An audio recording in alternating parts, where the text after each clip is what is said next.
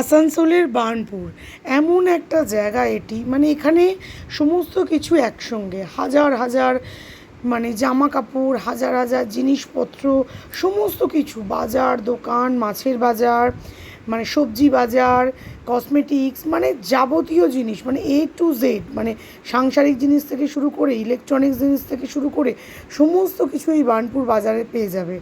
এমনকি খাবারের স্টল, ফলের স্টল, মানে ভ্যারাইটিস খাবার, চিলি চিকেন থেকে শুরু করে, চাউমিন থেকে শুরু করে, মোমো, লিট্টি, ধোসা, ইডলি, মানে সমস্ত কিছু, papdi chaat, phuchka, chicken pakora, vegetable chop, কী না পাওয়া যায় এখানে, কী না পাওয়া যায়। এমনকি এখানে চশমা, ঘড়ি, মানে যাবতীয় দোকান এখানে।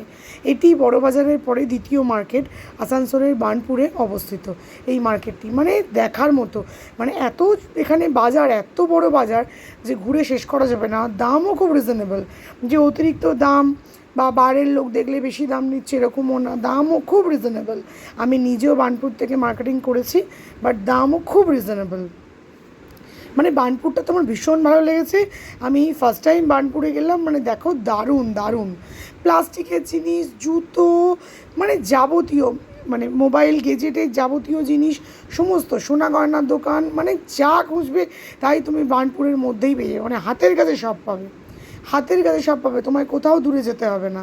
আমাদের যেমন আমাদের বাড়ি থেকে একটু দূরে মার্কেটিংয়ে যেতে হয়, কিন্তু তোমার বার্নপুরে যারা থাকে তাদের জন্য, মানে বার্নপুরবাসীরা খুব লাকি, মানে এত সুন্দর একটা জায়গায় থাকে। দেখো কী সুন্দর চুড়ি, মানে ভ্যারাইটিস অফ চুড়ি, মানে চুড়ির সমাহার, মানে চোখ ধাঁধিয়ে যাচ্ছে। আমি যত দেখছি তত ভাবছি কী কিনবো না। আমার এত ভালো লেগেছে বার্নপুরটা।